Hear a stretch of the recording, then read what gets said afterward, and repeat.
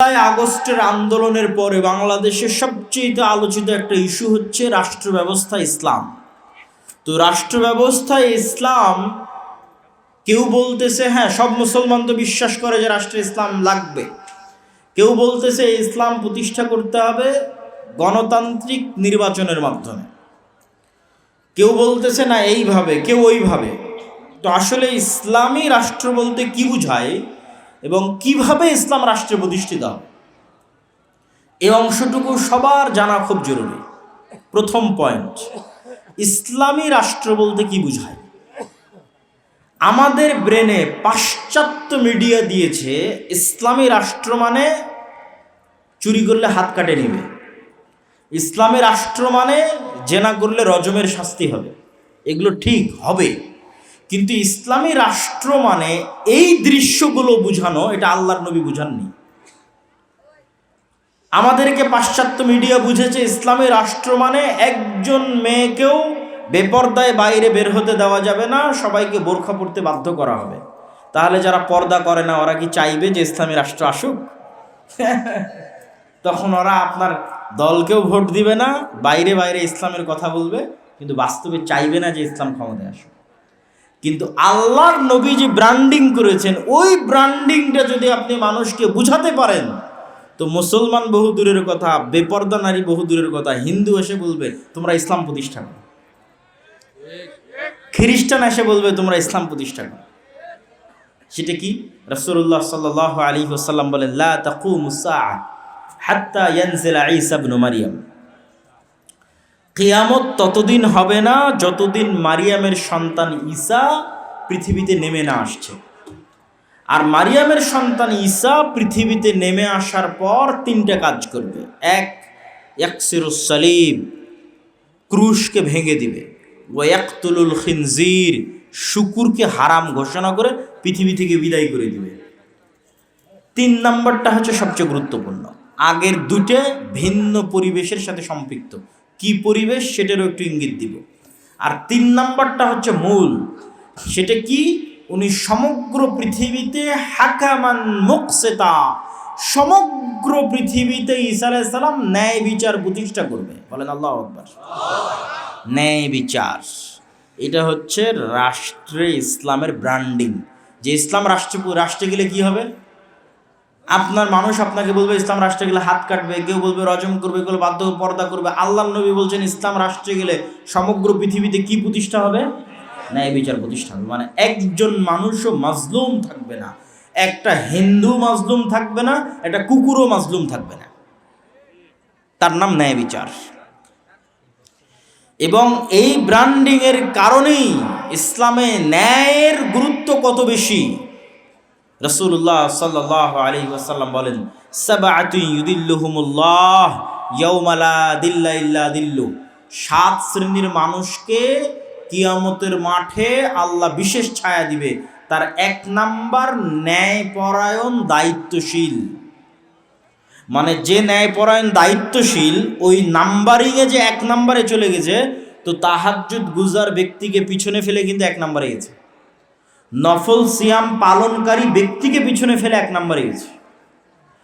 আর যত ফাজাইলে আমল আপনার জানা আছে সবগুলোকে পিছনে ফেলে 1 নাম্বারে গেছে ন্যায়পরায়ণ দায়িত্বশীল।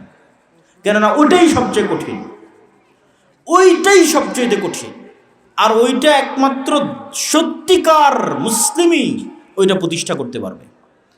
ন্যায়ের গুরুত্ব আল্লাহর নিকটে কত বেশি, আল্লাহ সুবহানাহু ওয়া তাআলা বলছেন, ইন্নাল্লাহা ইয়া'মুরুকুম বিল আদল। আল্লাহ তোমাদেরকে ন্যায় প্রতিষ্ঠা করার আদেশ দিয়েছেন। আল্লাহ আরো বলেন, লা ইয়াজরিমান্নাকুম শানআনু কওমিন আলা আল্লা তা'দিলু। হে মুমিনেরা, হে মুসলমানেরা, নির্দিষ্ট কোনো মানুষের প্রতি তোমার অন্তরে থাকা ক্ষোভ, নির্দিষ্ট কোনো দলের প্রতি তোমার অন্তরে থাকা হিংসা তোমাকে যেন অন্যায় করতে উদ্বুদ্ধ না করে, বরং ন্যায় প্রতিষ্ঠা করো। আর এটিই তাকওয়া। আল্লাহর নবী সন্তান সন্ততিকে চুমু দেওয়ার ক্ষেত্রে, ভালোবাসার ক্ষেত্রে ন্যায় প্রতিষ্ঠা করতে বলেছেন। আর আল্লাহ বিবাহের ক্ষেত্রে স্ত্রীদের উপর ন্যায় প্রতিষ্ঠা করতে বলেছেন, যে যদি ন্যায় প্রতিষ্ঠা করতে পারো তবে 1-এর অধিক বিয়ে করো। তো এতগুলো কথা কেন বললাম? রাষ্ট্রে ইসলামের ব্র্যান্ডিং নেয়, আর ঈসা আলাইহিস সালাম সমগ্র পৃথিবীতে ন্যায় বিচার প্রতিষ্ঠা করবে। এখন আপনার কাছে আমার প্রশ্ন, যে ঈসা আলাইহিস সালাম যদি নিজে ন্যায়পরায়ণ না হয়, উনি কি ন্যায় প্রতিষ্ঠা করতে পারবে? পারবে না। তাহলে ঈসা আলাইহিস সালাম যে সমগ্র পৃথিবীতে ন্যায় প্রতিষ্ঠা করবে, তার জন্য এক নম্বরে ঈসা আলাইহিস সালামকে নিজেকে ন্যায়পরায়ণ হতে হবে। আর আল্লাহ সব নবীকে জন্মগত ন্যায়পরায়ণ করে পাঠিয়েছেন, মানে জন্মই দিয়েছেন নবীদেরকে ন্যায়পরায়ণ সত্যবাদী অবস্থায়। এখন আমার আর আপনার কাছে প্রশ্ন, যে আমরা কি রাষ্ট্রে ইসলাম প্রতিষ্ঠার যোগ্য হতে পেরেছি? ওইটার প্রশ্নের এক নম্বর আসবে যে আমরা কি ন্যায়পরায়ণ হতে পেরেছি। যদি আমরা ন্যায়পরায়ণ হতে না পারি, তো রাষ্ট্রে ইসলাম প্রতিষ্ঠার যোগ্য হতে পারিনি। এবার বাস্তব উদাহরণে আসেন। আপনাদের এই চারঘাট, বাঘা, রাজশাহীর এই অঞ্চলের যত মানুষ আপনারা এখানে উপস্থিত আছেন, যতজন মিডিয়ার মাধ্যমে শুনবেন, আশেপাশের পাড়া প্রতিবেশী সবার কাছে চেক করবেন আমার এই প্রশ্নটা। দুটো উদাহরণ দিব। এক, আপনার বাবার মৃত্যুর পরে অথবা আপনার দাদার মৃত্যুর পরে আপনি আপনার বোনকে অথবা আপনার আব্বা আপনার ফুফুকে আপনার দাদা অথবা বাবার সম্পত্তিতে ন্যায়ের সাথে তার পাওনা বুঝিয়ে দিয়েছে কি? প্রশ্ন। এক দল মানুষ পাবেন বুঝিয়েই দেয়নি, মানে বোনকে এই অজুহাত দিয়েছে যে সে ভাইয়ের বাড়িতে যাতায়াত করবে, এই জন্য ভাই তার সম্পত্তি ভোগ করবে। আর আরেক দল মানুষ বুঝিয়ে দিয়েছে ঠিকই, কিন্তু চারঘাট বাজারের দামি জমিটা নিজে নিয়েছে, আর বিলে নদীর মধ্যে ভাঙ্গনে যে জমিটা চলে গেছে সেটা বোনকে দিয়েছে। চরের জমি বোনকে দিয়েছে, আর ভালো জমি নিজে নিয়েছে। তো এটা কি ন্যায় প্রতিষ্ঠা করেছে? সে ন্যায় প্রতিষ্ঠা করেনি। এবার রেজাল্ট কি? রেজাল্ট হচ্ছে, এই ব্যক্তিকে যদি আপনি এখন রাষ্ট্র ক্ষমতায় বসান, তো 16 বছর যা দুর্নীতি হয়েছে একদিনে তার চেয়ে বেশি করবে। তাহলে সে কি ন্যায় বিচার প্রতিষ্ঠা করতে পারবে রাষ্ট্রে? ও তো ওর বোনের সাথে ন্যায় বিচার প্রতিষ্ঠা করতে পারে না, একটা ছোট্ট ফ্যামিলির মধ্যে।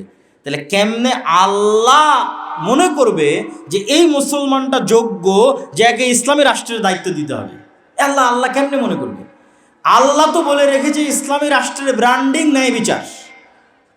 তো ওর বোনেরই সম্পদ মেরে দিয়েছে। উদাহরণ 2, চারঘাট, বাঘা সহ আশেপাশের অঞ্চলে অসংখ্য জায়গায় বিবাহ হচ্ছে যৌতুকের ভিত্তিতে, হচ্ছে না? হচ্ছে। তাহলে যে যুবক তার স্ত্রী বা স্ত্রীর পরিবারের নিকট থেকে যৌতুক বাবদ টাকা গ্রহণ করেছে, সেটা প্রকাশ্যে হোক অথবা ছলে বলে কৌশলে হোক।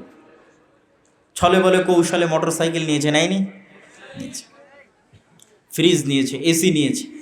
তো ছলে বলে কৌশলে হোক প্রকাশ্যে হোক, সে আরেক মানুষের সাথে আরেক পরিবারের সাথে অন্যায় করেছে। এটা অন্যায়, এটা মানুষের সাথে সম্পর্কিত অন্যায়। তো যার হাত থেকে তার স্ত্রীর পরিবার বা তার স্ত্রীর পিতা ন্যায় পায়নি, ওই ব্যক্তিকে আপনি রাষ্ট্র ক্ষমতায় বসিয়ে দিলেও গত 16 বছর যা দুর্নীতি হয়েছে তা 1 ঘন্টাতেই করে। 1 ঘন্টাতে অতটি টাকা কিভাবে চুরি করা যায় তার চেষ্টা করবে। কেননা সে তো তার শ্বশুরের সম্পদ দেখে লোভ সামলাতে পারেনি। তাহলে এই মুসলমানেরা রাষ্ট্রে ন্যায় প্রতিষ্ঠার যোগ্য? যোগ্য না। তাহলে এই মুসলমানদের হাত দিয়ে আল্লাহ রাষ্ট্রে ইসলামকে বসাবেন, তো ইসলামেরই তো কলঙ্ক হয়ে যাবে। সম্মানিত উপস্থিতি, তাহলে আবারও চলে আসে রাষ্ট্রে ইসলাম প্রতিষ্ঠার ব্র্যান্ডিং ন্যায় বিচার। তাহলে যে মুসলমান ন্যায় প্রতিষ্ঠা করার যোগ্য, ওই মুসলমানই রাষ্ট্রে ইসলাম প্রতিষ্ঠা করার যোগ্য। তাহলে মুসলমান ন্যায় প্রতিষ্ঠা করার যোগ্য নয়। 2, আজকের যুগের মুসলমানদের আরেকটা বড় সমস্যা হচ্ছে, আজকের যুগের মুসলমানেরা সত্য বলা জানে না। আর মিথ্যা বললে কখনো নেতা হওয়া যায় না। মিথ্যা বলে কেউ নেতা হতে পারে না, সত্যই মানুষকে নেতা বানায়। তো আজকের যুগের মুসলমানেরা যে পরিমাণ মিথ্যার সাথে সম্পৃক্ত, আজ থেকে 1400-1450 বছর আগের মক্কার কাফের মুশরিকদের চরিত্র সত্যের দিক থেকে এই মুসলমানদের চেয়ে ভালো ছিল। 2টা উদাহরণ যে তারা সত্যের দিক থেকে আপনার আমার চেয়ে ভালো ছিল। 1, আবু তালেব, আল্লাহর নবীর চাচা। আবু তালেব হচ্ছে আব্দুল মুত্তালেবের সন্তান। আব্দুল মুত্তালেব যখন জীবিত ছিল আব্দুল মুত্তালেব নেতা, আব্দুল মুত্তালেব মারা গেছে, এখন আবু তালেব নেতা। তো Abu Talib as a leader কাফের, মুশরিক, ঈমান আনেনি, এই কথাই ঠিক।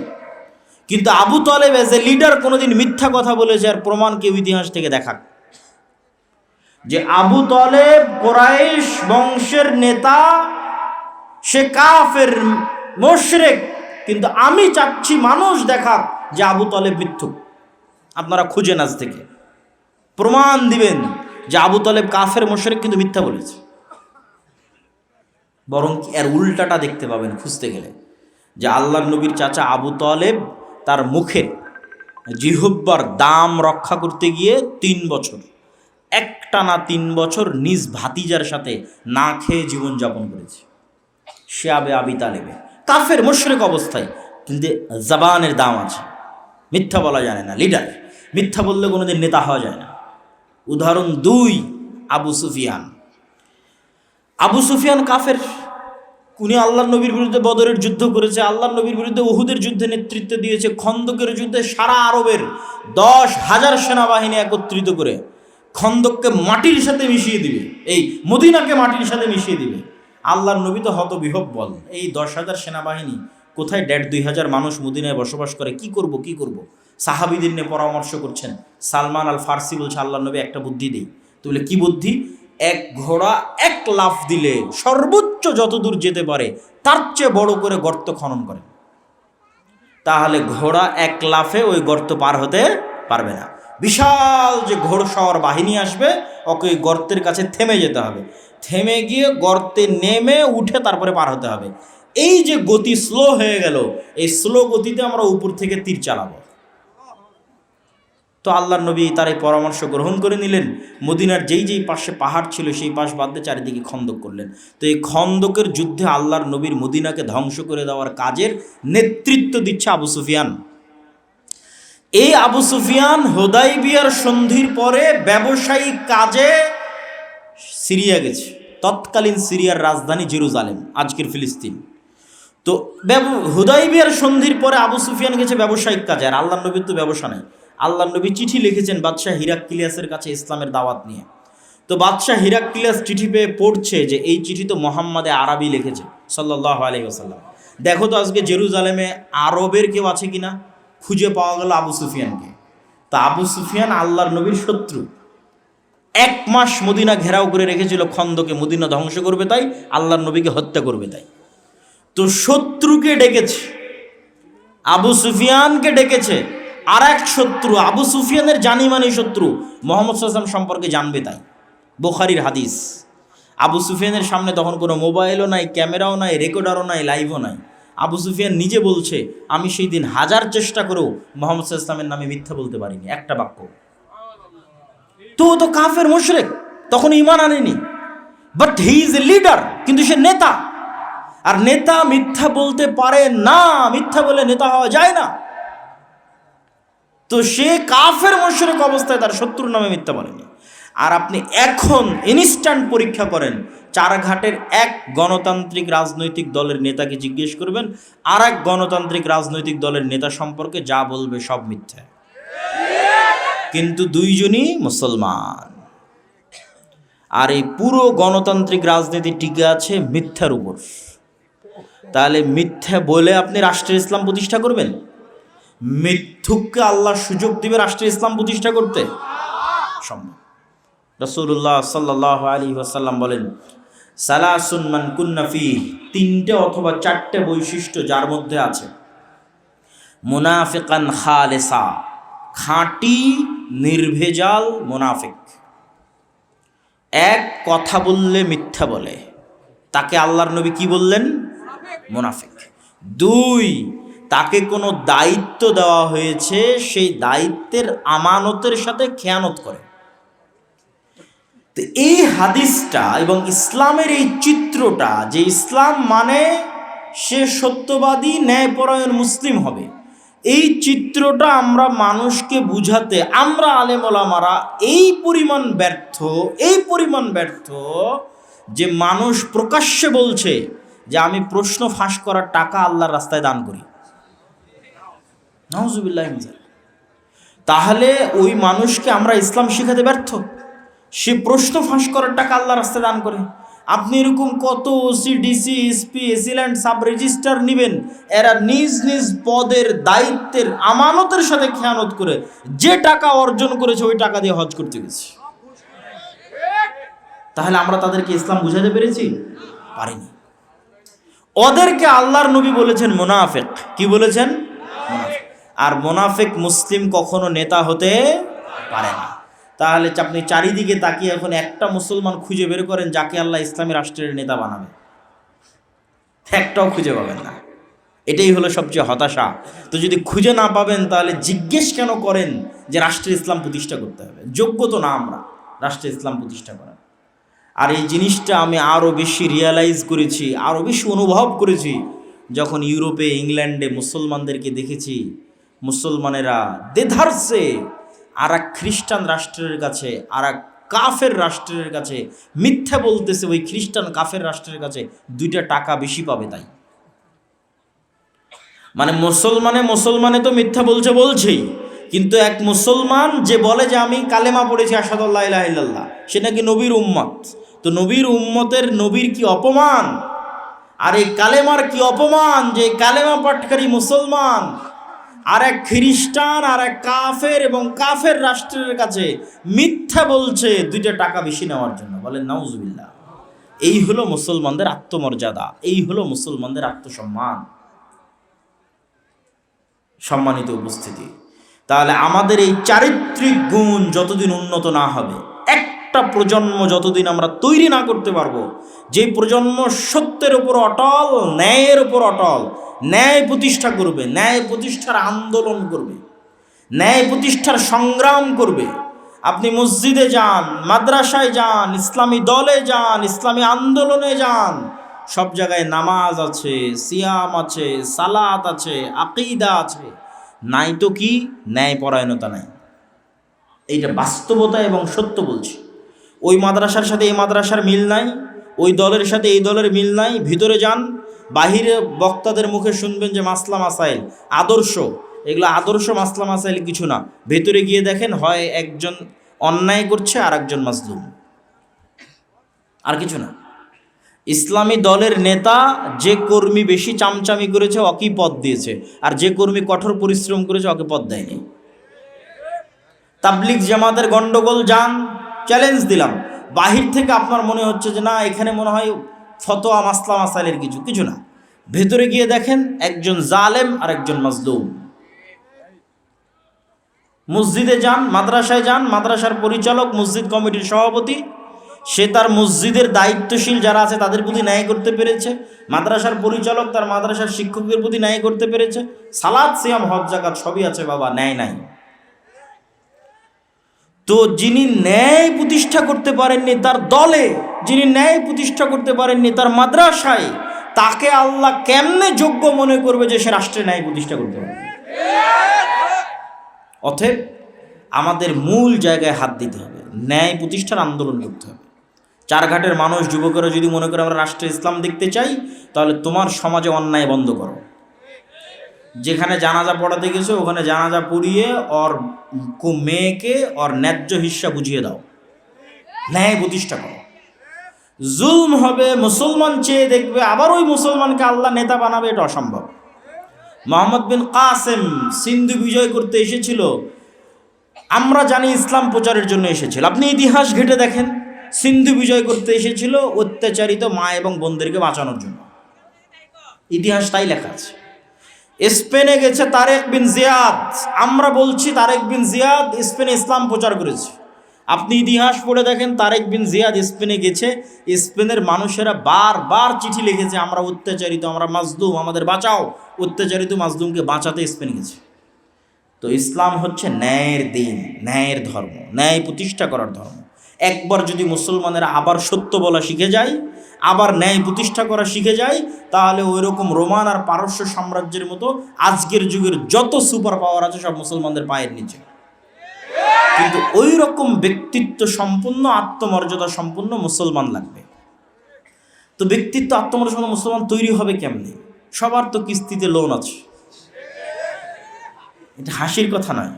এটা রাসূলুল্লাহ সাল্লাল্লাহু আলাইহি ওয়াসাল্লাম বলতেছেন, আল্লাহুম্মা ইন্নী আউযু বিকা মিনাল মা'সামি ওয়াল মাগরাম, হে আল্লাহ, পাপ থেকে বাঁচতে চাই, লোন থেকে বাঁচতে চাই। আর এক দোয়ায় আল্লাহর নবী বলছেন, আল্লাহুম্মা ইন্নী আউযু বিকা মিনাল হাম্মি ওয়াল হুজনি, বলতে বলতে বলছেন ওয়াজালঈদ দাইনি বা ওয়াগালাবাতিদ দাইনি, যে আমি ঋণের বোঝা থেকে বাঁচতে চাই। তো আল্লাহর নবীকে সাহাবীরা জিজ্ঞেস করছে, হাদিস সহিহ, যে আল্লাহর নবী, আপনি ঋণ থেকে এত কেন বাঁচতে চান? তো আল্লাহর নবী বলছেন, আর রজুলু ইজাস্তাদানা বাদা আইয়ুকাযযিব, মানুষ যখনই লোন নেওয়া শুরু করে তখনই মিথ্যা বলা শুরু করে। এবার বুঝলেন কেন বললাম যে আত্মমর্যাদা সম্পূর্ণ মুসলমান কেমনে তৈরি হবে? সবাই তো কিস্তিতে লোন নিয়ে রেখেছে। আল্লাহর নবী বলে গেছেন, মানুষ লোন নেওয়া শুরু করলে কি বলে? মিথ্যা বলে। তাহলে আপনি কিস্তিতে যখন লোন কর্জ নেওয়া শুরু করেছেন, তো হয় আপনি মিথ্যা বলছেন, না আপনার বউকে মিথ্যা বলা শিখিয়েছেন, না হয় আপনার ছেলেকে মিথ্যা বলা শিখিয়েছেন। তো পুরো একটা পরিবার মিথ্যার উপর গড়ে উঠতেছে। তো এই পরিবার থেকে মোহাম্মদ বিন কাসেম, তারেক বিন জিয়াদের জন্ম হবে? সালাহুদ্দিন আইয়ুবীর জন্ম হবে? অসম্ভব। শুধু গোলামের জন্ম হতে পারে, গোলাম, কৃতদাস, যারা ভারতের গোলামি করে জীবন পার করবে, সেই গোলামের জন্ম হতে পারে। আর যদি বলে না, গোলামের জন্ম হবে না, নেতার জন্ম হবে, তাহলে অবশ্যই সত্য বলতে হবে। আর সত্য বলতে চাইলে লোন নেওয়া যাবে না, নাহলে মাথা উঁচু করে থাকতে পারবেন না। লোন আপনার মাথা নিচু করবেই। সম্মানিত উপস্থিতি, এবার বক্তব্যের এই দ্বিতীয় অংশের আর এক পয়েন্ট, যে রাষ্ট্রে ইসলাম প্রতিষ্ঠা করতে চাইলে 1 নাম্বার বলেছি, মুসলমানদের সত্যবাদী হতে হবে, ন্যায়পরায়ণ হতে হবে, ন্যায় প্রতিষ্ঠান আন্দোলন করতে হবে। পয়েন্ট নাম্বার 2, নিজের দ্বীনের উপর, নিজের নবীর সুন্নাতের উপর শক্ত কনফিডেন্স, আত্মবিশ্বাস থাকতে হবে। এবং এটার উদাহরণ দিয়ে আমি আমার বক্তব্যের শেষের দিকে চলে যাব। শক্ত আত্মবিশ্বাস এবং শক্ত কনফিডেন্স যদি দেখতে চান, তাহলে 2টা জাতিকে দেখবেন, একটার নাম হিন্দু আর একটার নাম ইহুদি। আপনি বলবেন পৃথিবীর সবচেয়ে 2 নিকৃষ্ট জাতির উদাহরণ দেখতে বললেন, জি। হিন্দুর উদাহরণ 1 নাম্বার কেন? সারা বাংলাদেশের সীমান্তগুলোতে যখন সমস্যা হচ্ছে, আমাদের যুবকেরা ফেসবুকে ট্রল করতেছে যে ভারতের মানুষের টয়লেট নাই, ভারতের মানুষেরা গোমূত্র পান করে, ইত্যাদি ইত্যাদি ইত্যাদি, অসংখ্য ট্রল। তো আমি কিন্তু যখন এই সমস্ত ট্রল দেখি, আমার মাথায় ঘুরে অন্য কথা। আমার মাথায় কি ঘুরে? আমার মাথায় ঘুরে 1947-এ ভারত প্রতিষ্ঠা হয়েছে সেকুলারিজমের উপর। গান্ধী, নেহরু, আবুল কালাম আজাদ, বল্লভভাই প্যাটেল, এরা সবাই মিলে সেকুলারিজমের উপর ভারত প্রতিষ্ঠা করেছে। আর মিস্টার জিন্নাহ, আল্লামা ইকবাল, শেরে বাংলা মিলে পাকিস্তান আর বাংলাদেশ প্রতিষ্ঠা করেছে ইসলাম আর মুসলমানের নামের উপর। আজকে 70-75 বছর পর ওই পাকিস্তান আর এই বাংলাদেশ পাল্লা দিয়ে পৃথিবীকে বলছে, দেখো আমি কত বড় সেকুলার, আমি কত বড় উদার, আমি কত বড় ধর্মবিদ্বেষী, আমি মৌলবাদী নই, আমি উমুক নই, আমি তুমুক নই। এক রাজনৈতিক দলের দায়িত্বশীল তো আবার পাশের দেশকে আশ্বস্ত করছে যে আমরা মৌলবাদী নই। তো এরা হচ্ছে পাল্লা দিয়ে পৃথিবীকে দেখাচ্ছে, দেখো কি আমি সেকুলার, আমি মৌলবাদী না। এবার যেই দেশ 1947-এ সেকুলারিজমের উপর প্রতিষ্ঠা হয়েছিল, সেই ভারত আজ 75 বছর পর হিন্দুত্ববাদকে ডঙ্কে কি চোট পার, মানে দুনিয়ার কারো কথার পরোয়া না করে হিন্দুত্ববাদকে রাষ্ট্র ক্ষমতায় বসিয়েছে। তাহলে একটা হিন্দুর তার নিজের দ্বীনের উপর কনফিডেন্স কোন লেভেলের, যে ও রাষ্ট্রীয়ভাবে গোমূত্র পান করতে পারে, রাষ্ট্রীয়ভাবে। তাহলে গোমূত্র পান করার মতো একটা ভ্রান্ত বিষয়ের উপর একটা হিন্দুর কনফিডেন্স কোন লেভেলের হতে পারে, যে সে হিন্দুত্ববাদকে রাষ্ট্রে প্রতিষ্ঠা করে ছেড়েছে। আর এই যে মুসলমান যুবকরা ট্রল করতেছে, এত বড় বাপের মরদ যে আল্লাহর নবীর একটা সুন্নাত না ওর জীবনে বাস্তবায়ন করতে পেরেছে, না ওর সমাজে, না ওর রাষ্ট্রে। তো ওর চেয়ে ভীরু কাপুরুষ কেউ আছে? কেউ নাই। এই জন্য বলেছি কনফিডেন্স শিখো হিন্দুদের থেকে। যদি বলো হ্যাঁ ওদের চেয়ে সাহসী, ওদের চেয়ে বাপের বেটা, তাহলে প্রকাশ্যে বলো ইসলাম রাষ্ট্রে প্রতিষ্ঠিত হবে। হিন্দুত্ববাদ যদি রাষ্ট্রে প্রতিষ্ঠা হতে পারে, ইসলাম পারে না, তাহলে ওটা বলতে পারো না কেন? মিনমিন করো কেন? আর এই দেশে যারা রাজনীতি করতে আসবে, এই ধরনের মিনমিন করে যারা রাজনীতি করবে যে পাশের দেশকে আশ্বস্ত করেছি, এই সমস্ত গোলামের দেশে দরকার নাই। এই দেশের রাজনীতি এখন আর গোলামির বক্তব্য দিয়ে চলবে না। এখন স্বাধীনতার উপর ভিত্তি করে কথা বলতে হবে। গোলামির দিন শেষ হয়ে গেছে, আর এই গোলামির দিন আরও শেষ হবে যদি একটা প্রজন্ম বের হয়ে আসে সত্যবাদী, ন্যায়পরায়ণ। আর 3 নাম্বার গুণ কি? নিজের দিনের উপর ফুল কনফিডেন্স। এই ফুল কনফিডেন্সের একটা উদাহরণ দিলাম হিন্দুদের দিয়ে, আর একটা উদাহরণ দিই ইহুদিদের দিয়ে। লন্ডনে যদি যান, পার্সেন্টেজ যদি করেন যে লন্ডনের মুসলমানদের মধ্যে কত পার্সেন্ট মুসলমান দাঁড়িয়ে রাখে, আর লন্ডনের ইহুদিদের মধ্যে কত পার্সেন্ট ইহুদি দাঁড়িয়ে রাখে। প্রশ্ন নাম্বার 1। প্রশ্ন নাম্বার 2, সারা পৃথিবীর ইহুদিদের মধ্যে কয়টা ইহুদি এমন আছে, কয়টা ইহুদি ফ্যামিলি এমন আছে যে ইচ্ছাকৃতভাবে 1-এর অধিক সন্তান নেয়নি, ইচ্ছাকৃতভাবে 2-এর অধিক সন্তান নেয়নি? কয়টা? একটাও যদি কেউ খুঁজে বের করতে পারে তাও যেন পেশ করে যে একটা ইহুদি পরিবার খুঁজে পেয়েছি যে ইহুদি পরিবার ইচ্ছাকৃত 1-এর অধিক সন্তান নেয়নি। পয়েন্ট নাম্বার 3, একটা ইহুদি পরিবার বা একজন ইহুদি ব্যক্তি বা একটা ইহুদি সমাজের একটা অংশ খুঁজে বের করে নিয়ে আসতে হবে যারা পারস্পরিক সুদের লেনদেন করে। হ্যাঁ, সারা পৃথিবীতে সকল সুদি কারবারের গডফাদার ওরাই, কিন্তু ওরা নিজেরা সুদি লেনদেন করে না। এক ভয়ঙ্কর আজীব জাতি। কি পরিমাণ কট্টর তাদের দিনের উপর! প্রত্যেকটা ইহুদি রেস্টুরেন্টে একজন করে ইহুদি রাবাই, ইহুদি হুজুর। আপনাদের পিএজির দোকানেও একজন হুজুর বেতনভুক্ত আছে, খালি দেখবে পিএজিটা হালালভাবে বানানো হচ্ছে কিনা। প্রত্যেকটা ইহুদি রেস্টুরেন্টে আছে। আরও অসংখ্য উদাহরণ আছে, সেগুলো দিলাম না। তো শুধু এই 3টা প্রশ্নের উত্তর যদি আর এক মুসলমানের সাথে কম্প্রোমাইজ করেন যে সারা পৃথিবীতে কয়টা মুসলমান, কত পার্সেন্ট মুসলমান সুদি লেনদেনের সাথে জড়িত, কত পার্সেন্ট ইহুদি সুদি লেনদেনের সাথে জড়িত, এরকম যে 3টা প্রশ্ন করলাম, দাড়ির প্রশ্ন করলাম, খালি এই 3টা প্রশ্নের উত্তর খুঁজে নিয়ে আসবেন, দেখবেন কে নিজের দিনের উপর বেশি কট্টর আর কে নিজের দিনের উপর। আজকের যুগের মুসলমান তো দাড়ি রাখার আগে 10 বার ডানে 10 বার বামে তাকাবে, না জানি কে সন্ত্রাসী বলে, না জানি কে জঙ্গি বলে, কিন্তু এই পরোয়া ইহুদিরা করে না। সম্মানিত উপস্থিতি, বক্তব্য দীর্ঘায়িত করতে চাচ্ছি না, নিজের দিনের উপর শক্ত কনফিডেন্স থাকতে হবে, নো কম্প্রোমাইজ। পয়েন্ট নাম্বার 3, এটা হলো আজকের বক্তব্যের শেষ পয়েন্ট। সেটা হচ্ছে ইব্রাহিম আলাইহিসসালাতু ওয়াসসালামের আদর্শ কুফরি মতবাদ এবং শিরকি মতবাদ থেকে নিজেকে মুক্ত ঘোষণা করা। ইব্রাহিম আলাইহিসসালাতু ওয়াসসালাম বলছেন, কাফারনা বিকুম, তোমাদের কুফরি করলাম, তোমাদের কাফের, তোমাদের মূর্তির কাফের। আর আজকে আমরা নিজেদেরকে দেখাচ্ছি যে কার কত বেশি ঈমান আছে গণতন্ত্রের উপর, সমাজতন্ত্রের উপর, ধর্মনিরপেক্ষ মতবাদের উপর, পুঁজিবাদী সুদী অর্থনীতির উপর কার কত বড় ঈমান আছে, এইটা প্রমাণ করে আমরা রাষ্ট্রে ইসলাম প্রতিষ্ঠা করতে যাচ্ছি। অথচ রাষ্ট্রে ইসলাম প্রতিষ্ঠার সবচেয়ে বড় শত্রু, রাষ্ট্রে ইসলাম প্রতিষ্ঠার সবচেয়ে বড় শত্রু গণতন্ত্র নিজে, সবচেয়ে বড় শত্রু সমাজতন্ত্র নিজে, সবচেয়ে বড় শত্রু ধর্মনিরপেক্ষ মতবাদ নিজে, সবচেয়ে বড় শত্রু পুঁজিবাদী অর্থনীতি নিজে। এগুলোর উপর ঈমান আনয়ন করে কিভাবে আপনি কল্পনা করেন রাষ্ট্রে ইসলাম প্রতিষ্ঠা হবে? আপনি রাষ্ট্রে ইসলাম প্রতিষ্ঠা করতে চাইলে প্রকাশ্যে ঘোষণা করতে হবে আমি এগুলোর কাফের।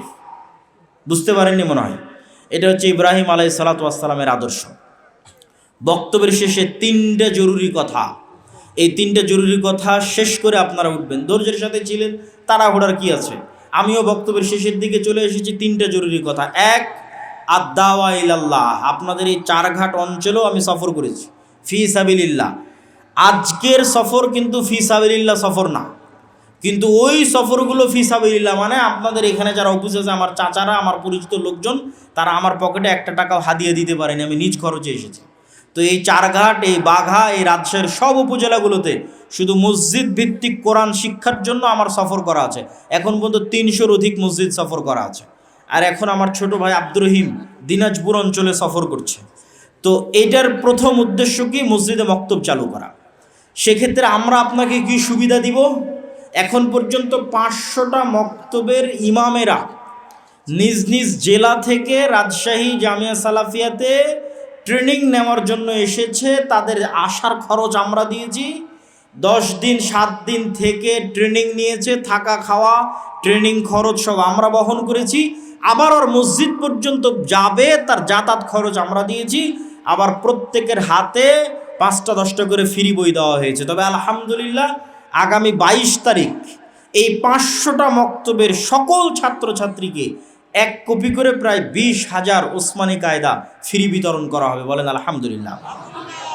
তাহলে এই যে সব কিছু নিয়ে বসে আছি, এখন আপনি যদি আপনার মসজিদের ইমামকে না পাঠান, আপনি যদি আপনার মসজিদে আমাদের উন্নত সিলেবাস অনুযায়ী ট্রেনিং নিয়ে মক্তব না চালান, তাহলে সেটার জবাবদিহিতা আপনাকে দিতে হবে, সেটার দায়িত্ব আমরা নিব না। কিন্তু আমাদের দরজা উন্মুক্ত, আহ্বান উদাত্ত যে আপনাদের মসজিদের বক্তব্যগুলোকে দাওয়া ইলাল্লাহর অধীনে ট্রেনিং নিয়ে আমাদের সিলেবাসে, এবং আমাদের সিলেবাসের বইও আমরা দিয়ে দিচ্ছি, আপনাদের মক্তবে দিন এবং কোরআন শিক্ষার ব্যবস্থা চালু করেন। পয়েন্ট 2, মাসিকালে ইতিসাম। আমি জানি না এখানে চারঘাটে আসে কিনা। মাসিকালে ইতিসামের প্রতি মাসের সম্পাদকীয় সমসাময়িক, যেমন এই মাসের সম্পাদকীয় পাবেন দামেশকে মুজাহিদদের সিরিয়া বিজয়। ওই যে বললাম ঈসা আলাইহিস সালাম এসে ক্রুশ ভাঙবেন, কেন ভাঙবে তার উত্তর মাসিকালে ইতিসামে আছে। আর দেশ বিদেশের আলেম ওলামারা ফতোয়া বোর্ডে বসে, ভারতের আলেমরা, সৌদি আরবের আলেমরা, তারা ফতোয়া বোর্ডে বসে, তাদের ফতোয়া বোর্ডের ভিত্তিতে ফতোয়া নির্ধারিত হয়। নাম্বার 3, আগামী 13-14 ফেব্রুয়ারি আল জামিয়া সালাফিয়া রূপগঞ্জ নারায়ণগঞ্জ এদেশের আহলে হাদিস এবং সালাফিদের সবচেয়ে বড় সম্পত্তি, প্রায় 100 বিঘা জমি, প্রায় এদেশের সালাফি এবং আহলুল হাদিসদের সবচেয়ে বড় সম্পদ। এটা অন্তত আপনাদের দোয়া করার জন্য দেখতে যাওয়া উচিত। বলেন ইনশাআল্লাহ, যেন ওইটা আল্লাহ সুবহানাহু ওয়া তাআলা মারকাজুল ইলম হিসেবে কবুল করে। সেখানে এবছর ভারত, পাকিস্তান, নেপাল, সৌদি আরব প্রায় 4-5টা দেশ থেকে আলেম ওলামা আসতেছে। পাকিস্তানের আহলে হাদিসদের প্রাণপুরুষ আল্লামা ইহসান ইলাহি জহির রাহিমাহুল্লাহর সন্তান আল্লামা ইবতিসাম ইলাহি জহির হাফিজাহুল্লাহ, তিনিও ওই সালাফি কনফারেন্সে উপস্থিত থাকবেন এবং বক্তব্য দিবেন ইনশাআল্লাহ। তো তাকে যেন আমরা খুব ভালোভাবে স্বাগতম জানাতে পারি, এটির জন্য আপনাদের কাছে চারঘাটবাসীর কাছে উদাত্ত আহ্বান থাকবে। আপনারা সাধ্য অনুযায়ী আগামী 13-14 ফেব্রুয়ারি আল জামিয়া সালাফিয়া রূপগঞ্জ নারায়ণগঞ্জের সালাফি কনফারেন্সে উপস্থিত হওয়ার চেষ্টা করবেন। মাসিকালে ইতিসাম নেবেন আর দাওয়া ইলাল্লাহর সাথে থেকে মসজিদ ভিত্তিক দিন শিক্ষা পরিচালিত করবেন। এই দাবি এবং দাওয়া রেখে আজকের মাদ্রাসা আল মারকাজুল কোরআন ওয়াস সুন্নাহ একাডেমি এবং তার দায়িত্বশীলদের জন্য দোয়া করে এই প্রোগ্রাম